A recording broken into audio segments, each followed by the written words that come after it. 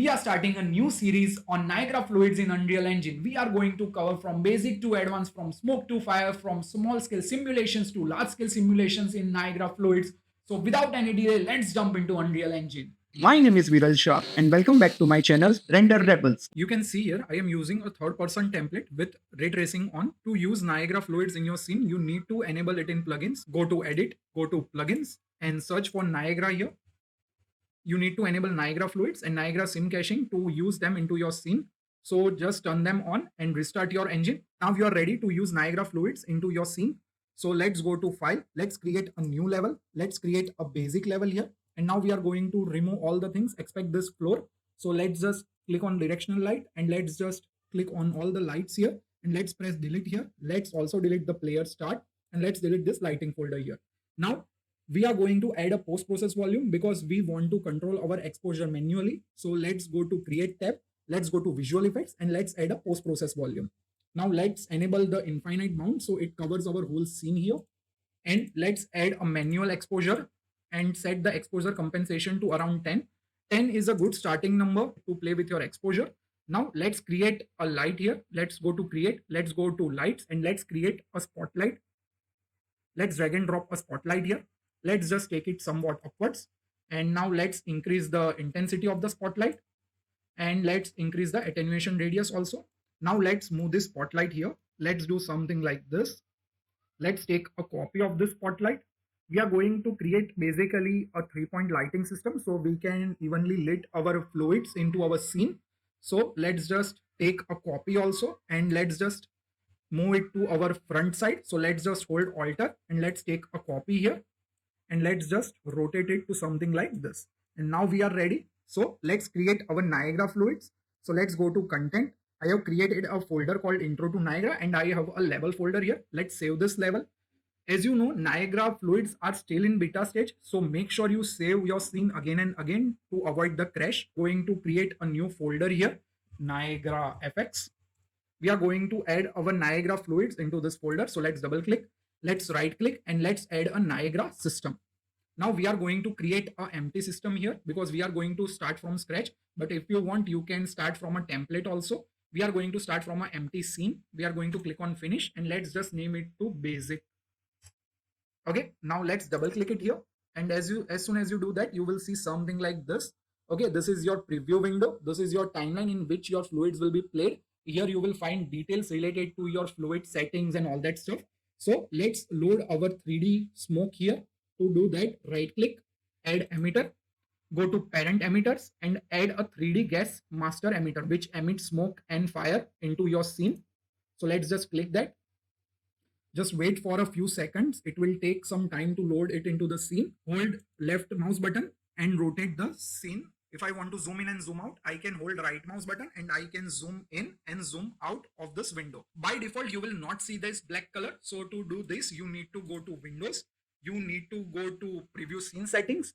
And by default, you will be seeing something like this. So I am going to disable this and I am going to make sure that my environment color is set to pure black here. If you want to see this into your scene, you need to save this first. We are going to go to basic here.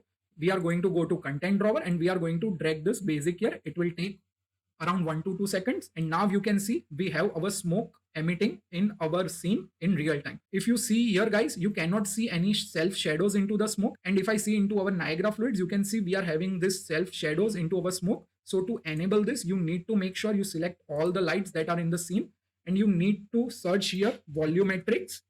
And you need to make sure that cast volumetric shadows is turned on into your spotlights or any light that you are using to get the self shadows of the smoke. And now you have self shadows into the smoke. You can see we are not getting shadows into our scene of the smoke because right now Niagara Fluid doesn't support shadows in real-time lumen. It only supports in path tracing. Just turn off your Niagara Fluids here because right now we are having 2 previews, one in our Niagara Fluids and other one in our scene here. So what I prefer, I just turn it off when I want to see the final preview. I just turn it on again. So let's just turn this off. Let's go to basic here. Now, as you can see here, guys, we are having too much properties, but we are going to collapse this right now as we have all the properties in the emitter summary. So we are going to use emitter summary here. So let's go to our details panel of emitter summary. The first thing that you see is here draw bound. Draw bound basically is this red color line which is called draw bound in the scene. The box that you see in the scene is called world size, or in my language I call it a grid. So basically it's a grid of 400 by 400 by 800 centimeter, and in that grid we are having the smoke simulation. So let's assume you are having a mountain and you want to show avalanche on the snow, then you need to have that much big grid to show that effect. But as soon as you increase your grid, you need to increase the resolution also, because the bigger the grid, the resolution will be smaller. So you need to make sure that you take your resolution max axis to maybe 400 or 450 to get that really good smoke quality. Okay, so let's just do one thing here. Let's just increase the grid size so you guys can see. So let's just take it to 800 by 800 by 1600. So let's just double it out, and now you can see our grid is really big, guys. So if I see here, if I zoom out here, you can see our grid is really big. We are getting some really big plumes here, but our quality is compromised. So if I zoom in here, you can see we are getting this blur effect because our grid size is too big. So you need to make sure that you need to increase the resolution max axis. Now again, I am telling Niagara Fluids and in beta stage. So you need to make sure that you save your level again and again. So let's just save the level here. And now generally I keep it around 400 to 450, or max to max I go it up to 500. I don't recommend going above 500 because it is going to crash your system because it's in beta stage right now. So let's take it up to 300. Now you can see it's lagging a bit. It's taking time to cache each and every frame. It's happening because we have maximized our resolution here to 300. So if you are also facing this, don't worry, we are going to cache out the sim in the future videos, so you can run it smoothly into your timeline. And we are going to go to our default settings. Let's just go for 400 by 400 by 800. Okay, and now if I click on play, but before clicking on play, we are going to go to a resolution of 200. Let's just go back and let's just click on play, and now you can see we are getting this same effect as we are getting before. The next setting is pressure solve iterations. So to understand this, we need to first understand what is collisions into our scene. Right now, if I play this scene, you can see our simulation is not colliding with our grid or our box. To collide with our grid, you need to go to collisions here, and you need to make sure that you work with open boundary. So positive Z is going upward, negative Z is going downward. Right now our smoke is going upward, so we need to turn off the open boundary Z plus. You can see our smoke is colliding. So if I go back to our all properties, you see here the pressure solver iteration is right now set to 6. So let me zoom in a bit and let me play it for you again. Just watch closely here, guys. You can see it's like taking some time to get that square shape here. It's not 100% accurate when it is colliding with the grid. So if I increase this pressure solve to around 12, press enter and let's just play, and now you can see it's colliding accurately with our grid here. Basically, you can say that pressure solve iterations is better when they are colliding with the grid. In Niagara Fluids, density stands for smoke and temperature stands for fire. So density buoyancy will take the smoke upwards when it is in minus, it will take downwards when it is in plus. So right now it is going minus 0.5, so it is moving upwards. But if I take this density buoyancy to 0.05 in positive direction, you will see that our smoke is now getting downwards. But you can see, guys, that our smoke is not getting that much space to collide beautifully with our grid. So what we are going to do, we are going to move our emitter above the ground level. You can do that with the help of local pivot. So if I take my local pivot from 0.5 to 0.2, now you can see our sphere is in between the grid here. And now if I click on play, you can see due to our density buoyancy in positive direction, our smoke is going downwards. So you can see it's type of an ink effect here, which is happening. Now let's set the value again of density buoyancy as it was to minus 0.5 or 0.6. Okay. And if I play now, you can say it's going upwards. So let's set the local pivot also to 0.5, so it starts from the bottom. The next setting that we are going to look is how to dissipate the smoke, because right now you can see our smoke is taking literally too much time to dissipate. So if you want the smoke to dissipate faster, you need to come to dissipation rate density here. Remember, guys, density equals to smoke here. So if I increase it to 2 here, you can see now our smoke is getting dissipated faster here in our scene. Sorry to disturb you between the video, but if you like this video, please press that like button, share it with your friends and subscribe to my channel. Now let's jump into Unreal again. Now let's work on temperature here. So if you remember, I told you temperature is equal to fire. As soon as I enable the temperature here, it will take some time to compile it. And now you can see we have fire into our scene also along with the smoke. Now let's work on both of this together. So let's increase the dissipation rate here. Let's take it up to 3. And now you can see we are getting the fire longer and longer, and our smoke is getting shorter because we have set the dissipation rate density to 3 here. Now let's have some variation into our fire and smoke. So to have some variations, you can add turbulence and wind into your scene. To do that, you need to go to forces, and here you will find there is a tab called vorticity. Now what is vorticity? So vorticity is like a turbulence into your scene. So it adds a small noise particles into the scene, which makes your smoke and your fire a way messier. So the shape gets really irregular, which is really good to create a campfire effect or a burning effect. So let's just take the vorticity right now to 5, and if I press enter here, and it will take some time to update, and now you can see we are getting that variation in the fire because we have set the turbulence or the vorticity to 5. Now let's add some wind here. So let's just type on calculate wind here. Let's just enable this, and as you can see, this is in X direction, so it's going in 1 right now. Let's increase the wind magnitude. So let's take it to 20, and now you will see that it's going into positive X because our positive is this side. If I want it to go to this way, I can go to -1 here, and now you can see our fire and smoke is going on left side. Now let's say you are liking this result, but you want this spear to be smaller. How you can do that? You need to go to source, and here you will find the properties related to your radius or your spear. You need to decrease this spear to around 50 right now. And now as soon as I do that, you can see our source is now small. But as soon as I do that, you can see our intensity of the effect is also gotten smaller here. So this is how you basically use the emit radius into your scene. So let's just pause it and go back to our 0 frame. Now let's play again, and let's increase our emit radius to 70 by default.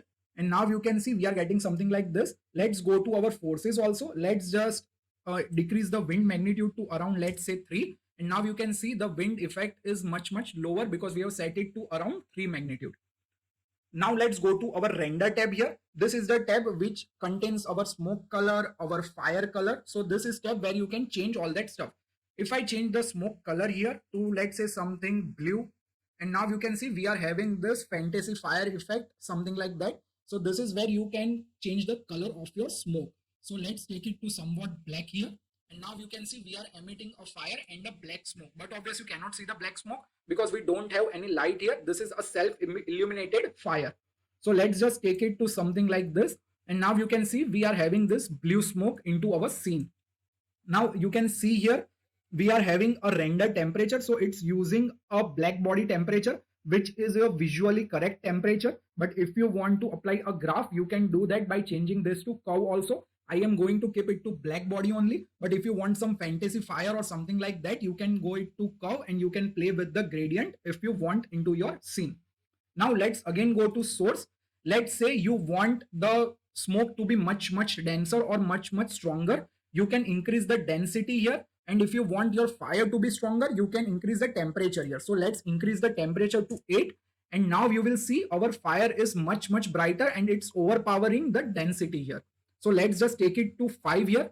And now let's increase the density and let's take it density to 8. And now our smoke will empower our temperature. So you can see our smoke is empowering our temperature here. So if you want a totally zero density only fire, you can take the density to 0 here. And you will see now you are only having a fire into your scene. So this easy how it is to create fire in Unreal and in real time. So now let's do one thing. Let's keep the density to 4 only and let's keep the temperature to 5. And now let's say you are liking this result and you want to see how it looks into your scene. So you need to pause this first. You need to go back. And if you want, you can increase your resolution also. So if you want, you can take it up to 300 or 400 depending on your GPU. I am taking mine to 250 here. Once it is done, I will save my scene. Now let's just close this. And if I enable this, my basic, and now you can see we are having this fire into our scene. And this is how it is looking. Now let's say you like this result, but you don't want to see this red color box here. So you can disable that also. You need to go to your basic Niagara system. Let's go to all properties. Let's double click on this. And what we are going to do, we are going to click on emitter summary here, and we are going to stop our drop downs here. And now you can see your red box is gone. Basically box is there, but lines are now hidden. So if I go here also, now you can see our lines are hidden and you are getting a result something like this. Now let's say if you want to collide your geometry of Unreal with this, it's really easy guys. If I add a shape here, a cube let's say, and if I make it bigger here, okay, by default Unreal objects are made to collide with Niagara Fluids. So if I move something like this, you can see our object is already colliding. So if I take something like this, you can see it's colliding with our box here. See, and if you are importing your own mesh here and you want to collide them, there is also a method which I'm going to show you in future videos. But in this video, we are going to look into this only. So if you find that you want to increase the quality here, you can just go to your scene here, and you need to make sure that you turn on the resolution max axis to, let's say, 300 or 400 or something like that, and then you can see here it will get improved. But make sure guys that do it onto the limit of your GPU, or else it is going to get crashed. Now as you can see in this scene, you are not getting this self illuminated light on the floor also. So this is the thing with Unreal Engine. So to fake it out, what you can do, you can click here, you can go to lights, and you can add a point light into your scene. But before adding this point light, you need to make sure that you add that volumetric.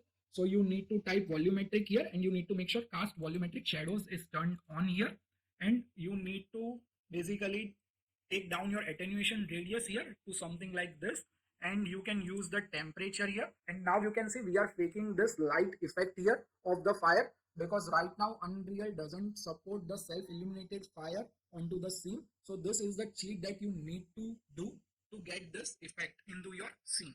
Hope you guys enjoyed intro to Niagara Fluids in Unreal Engine. In next video, we are going to take it more advanced. We are going to create a burning chair effect with particles like ember coming out of that chair. Till then, take care guys. See you next time. Bye bye.